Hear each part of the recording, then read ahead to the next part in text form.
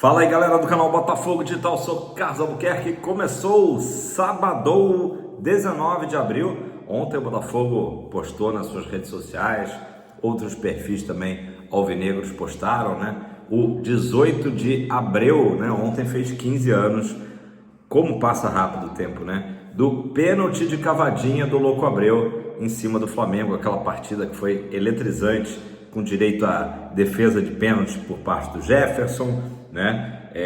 Enfim, e o gol histórico aí de cavadinha do Louco, né? Que depois, pouco tempo depois, ele repetiria na Copa do Mundo daquele ano 2010, muito marcante. Então, dia 18 de abril, que foi ontem, 18 de abril, caramba, 15 anos, galera, passou rápido. E legal a gente relembrar, né? Uma época que o Campeonato Carioca ainda era muito celebrado, né? E foi mais importante ainda para o Botafogo, porque o Botafogo vinha batendo na trave graças à arbitragem, né? O Botafogo vinha sendo prejudicado nos anos anteriores, justamente contra o Flamengo, e dessa vez não teve jeito, realmente precisou do Louco, né? Com muito, né? Daquilo que você sabe, muita coragem, para tanto fazer o gol de cavadinha, como também levar o Botafogo, né? Comandar o Botafogo, mas enfim, vários outros jogadores, Herrera também, enfim, vários jogadores importantes ali daquele elenco. Campeão carioca de 2010, inesquecível, né? Para mim, especialmente também importante, porque pouco depois, né? Pouco depois nasceria a minha filha. Tô sempre falando da Bianca aqui, né? A Bianca vai fazer 15 anos agora em maio, então justamente ela nasceu pouco depois desse importante título, né? Por isso que ela nasceu tão alvinegra, né? Galera, vamos lá. O Botafogo conseguiu, uma boa notícia, né? Um ótimo resultado ontem na Dallas Cup, né? Sub-19, lá no Texas.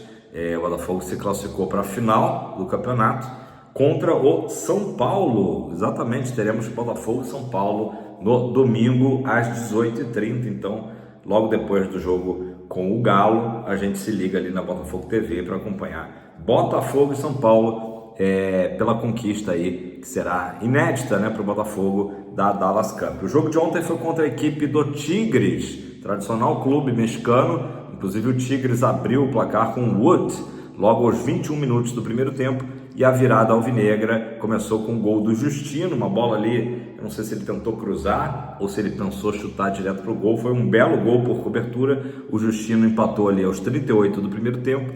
Na segunda etapa, pênalti para o Botafogo, que Yarley converteu, bateu bem o Yarley. Isso foi aos 26, e 5 minutos depois o Lobato deu, né, o placar final aí, 3-1. Grande vitória do Botafogo lá no Toyota Stadium, né? Equipe dirigida pelo Rodrigo Belão. Então vamos torcer aí amanhã, né? Domingo de Páscoa, para o Botafogo trazer essa conquista aí importante, né? Internacional, para a garotada do Sub-19, né? Ontem foi uma ótima atuação que nos dá esperança aí de enfrentar o São Paulo, que sempre tem um bom trabalho de base, né? Tem a garotada lá de Cotia, mas o Botafogo aí vai com tudo, beleza?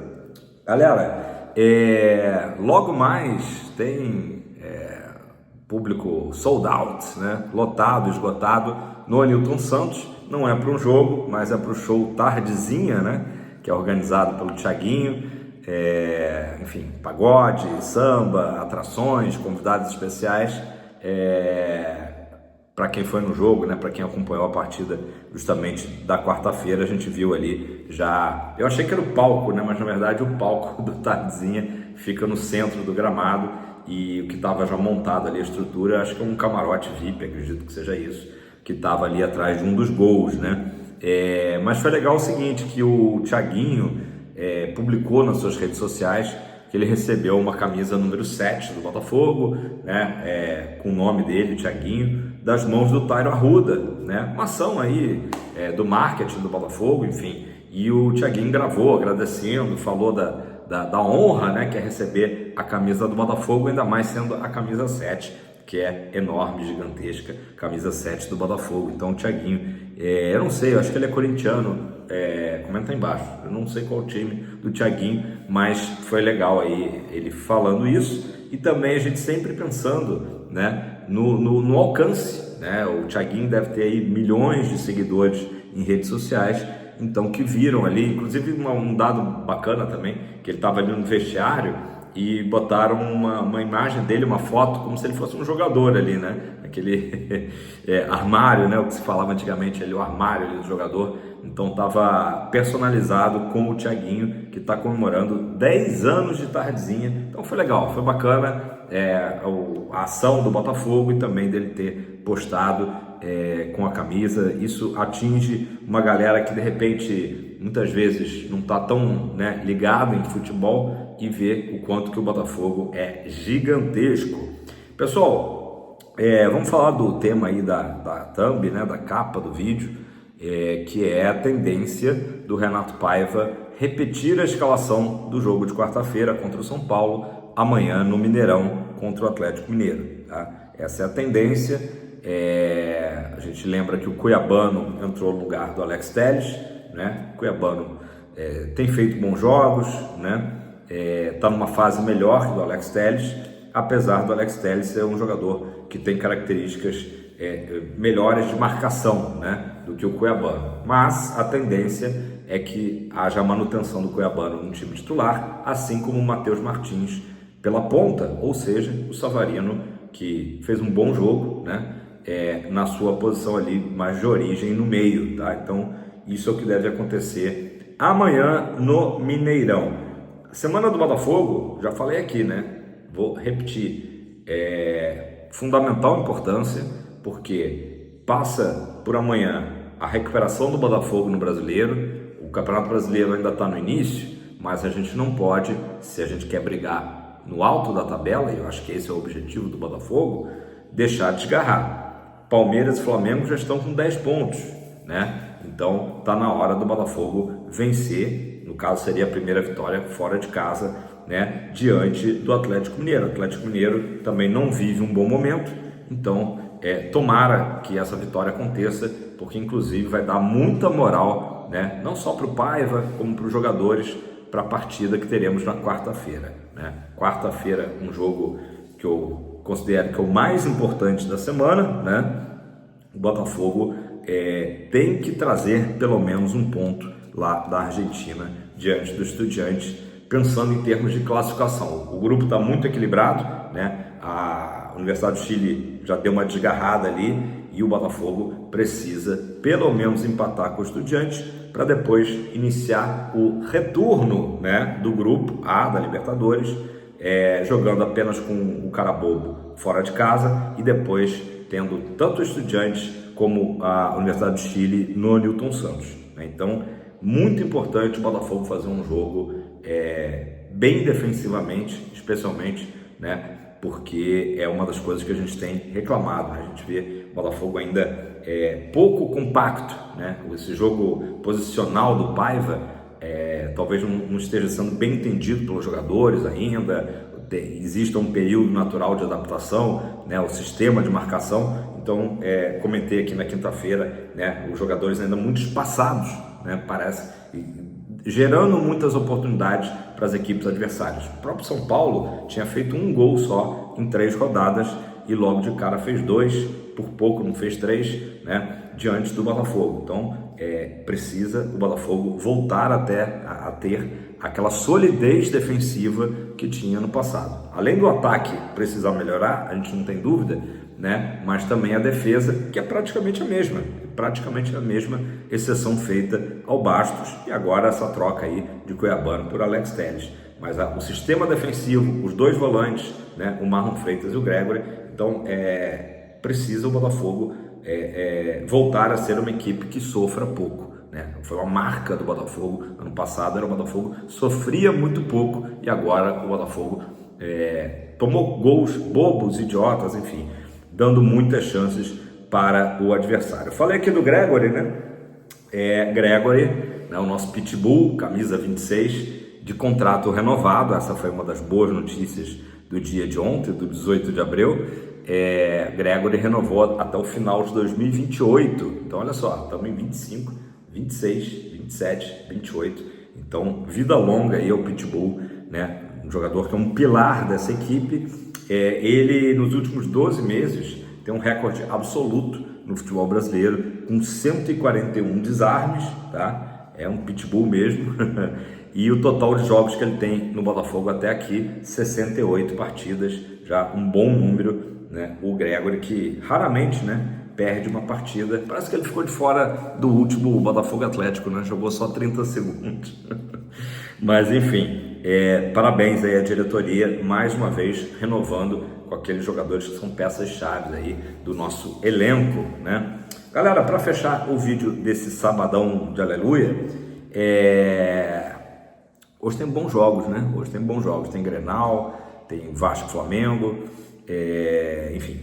Mas vamos lá, o Luiz Castro foi entrevistado pelo jornal O Globo, né? Na verdade tem um podcast que se chama Toca e Passa, né? O Luiz Castro foi esse podcast e, claro, foi perguntado sobre o Botafogo em diversos momentos do podcast e foi perguntado o quanto que tinha, né, o dedo do Luiz Castro nos títulos, nas conquistas do ano passado, e ele até teve uma postura ali bem modesta, né, dizendo que não tinha nenhuma participação dele, que, claro, se devia muito ao Arthur Jorge e também ao próprio John Textor, né? Lembrando que o planejamento do Textor, desde que ele, Castro, chega ao Botafogo, era dentro de 3, 4 anos estar disputando grandes títulos como a Libertadores, né? Então até de uma forma até precoce, né, para nossa felicidade, não só disputamos como ganhamos a Libertadores. Então ele deu crédito total às pessoas que trabalham no Botafogo também, né, funcionários, a estrutura toda, né, o staff do Botafogo, o Luiz Castro, né. E ele foi perguntado também sobre se ele já tinha superado, né, aquele episódio que aparentemente deixou ele muito magoado, né, das vaias, dos xingamentos, né, naquela época da crise do Botafogo disputando a Taça Rio em 2023. Ele disse que sim, que ele respeita muito o que ele chama de o coração do estádio, né, que é a torcida, que essa torcida vai, xinga. Então assim, né, passou pano ali, tipo, acho que de repente o tempo aí ajudou o Luiz Castro a superar, né, porque ele de fato, uma das razões, não foi só o Cristiano Ronaldo não, né, uma das razões que ele deixou o Botafogo também foi que ele tinha ficado muito surpreso, né, na época, magoado com aquele nível de xingamentos que provavelmente ele nunca tinha ouvido durante a sua carreira, né?